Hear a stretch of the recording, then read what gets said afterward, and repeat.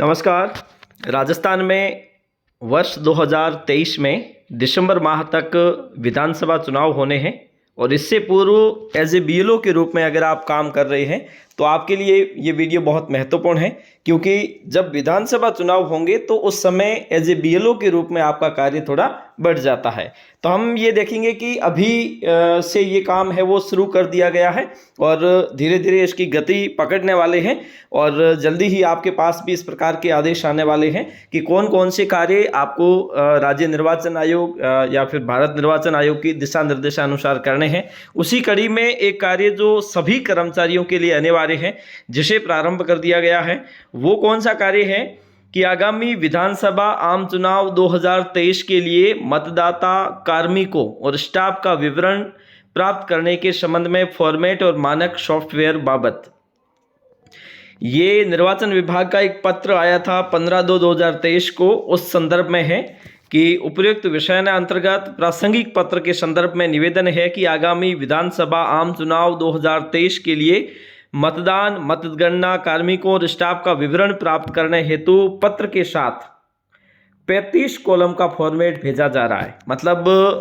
जो चुनाव होंगे राजस्थान में आम चुनाव विधानसभा के, उसमें जो भी कार्मिक जिनकी ड्यूटी मतदान करवाने या मतगणना के लिए लगाई जाएगी, उन सबका एक डेटाबेस तैयार किया जाएगा और उसी के आधार पर ताकि उनकी ड्यूटीज लगाने में आसानी रह सके। इस फॉर्मेट में अपने कार्यालय के समस्त कर्मचारियों यथा राज्य, केंद्रीय सेवा बोर्ड, निगम, स्वायत्त शासी संस्थाओं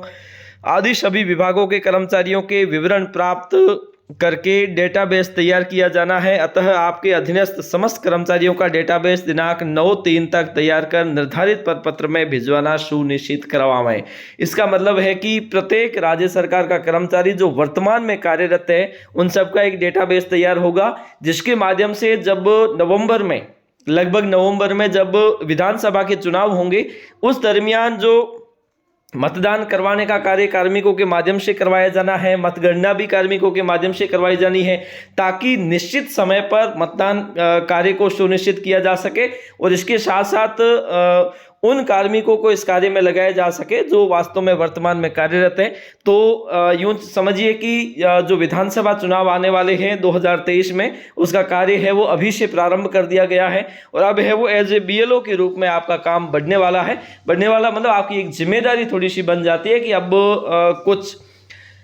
केंद्र सरकार यानी कि भारत निर्वाचन आयोग की ओर से कुछ तिथियों में भी बदलाव किए गए हैं कि अब साल में 4 बार एक निर्धारित तिथि के अनुसार किसी भी व्यक्ति के